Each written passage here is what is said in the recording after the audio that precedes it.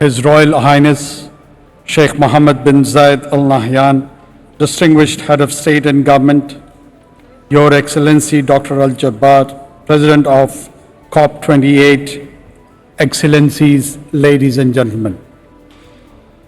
Our profound appreciation and gratitude to His Royal Highness Sheikh Mohammed bin Zayed Al Nahyan for his visionary leadership and for hosting COP28, including the World Climate Action Summit. Change is an existential threat for humankind. What science has forecast is happening. Last year, Pakistan suffered superb floods. This year will be the world's hottest year in recorded history. The global stocktake is another grim wake-up call. This must be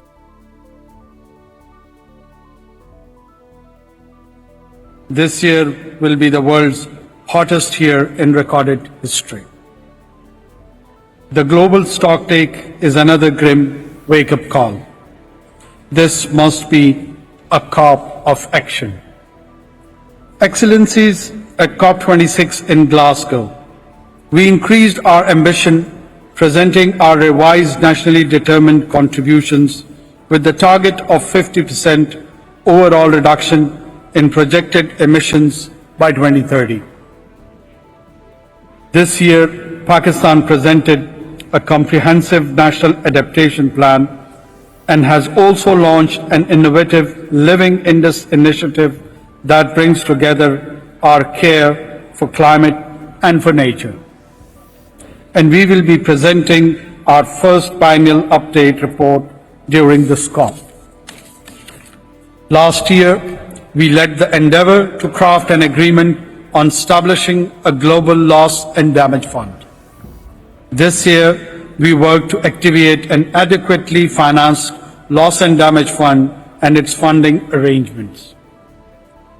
It is critical that under UAE's leadership, COP28 also activates the means of implementation, that is climate finance, technology transfer, and capacity building for developing countries, based on the established principle of equity and common but differentiated responsibilities.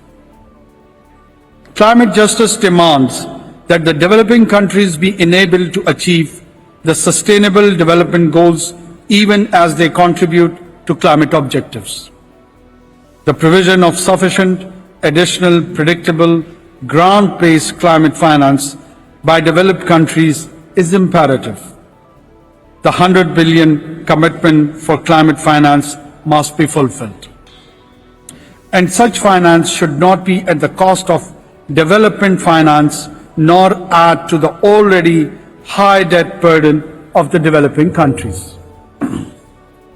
Ladies and gentlemen, we hope the successful conclusion of the global stocktake will also provide a recipe for a global course correction, especially by keeping the 1.5 Celsius degree temperature goal within reach.